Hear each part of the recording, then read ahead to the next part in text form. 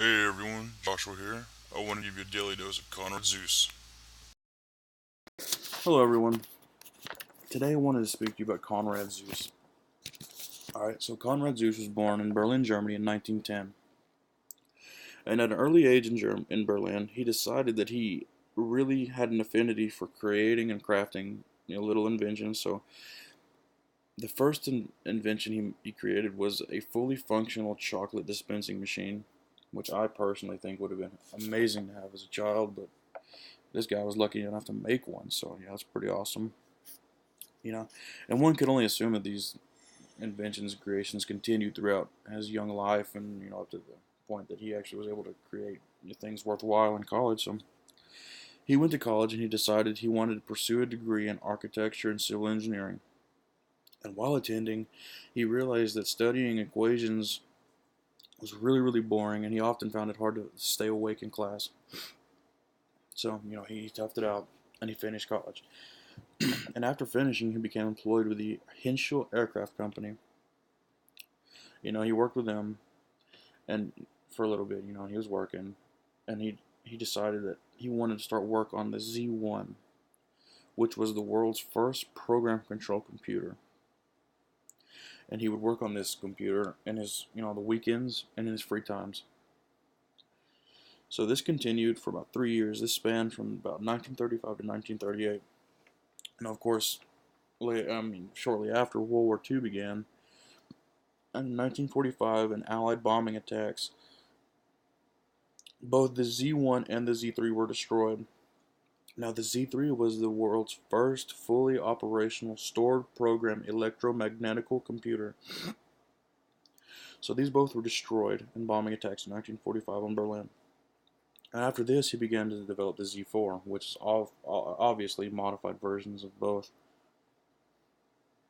And while he worked on the Z4, he also developed one of the earliest high-level programming languages called Planck Algol. I think that Conrad's biggest contribution to society was the Z1, because it really showed a testament of what people were capable of, and that there could be huge strides in the computing industry, and that things really could be accomplished.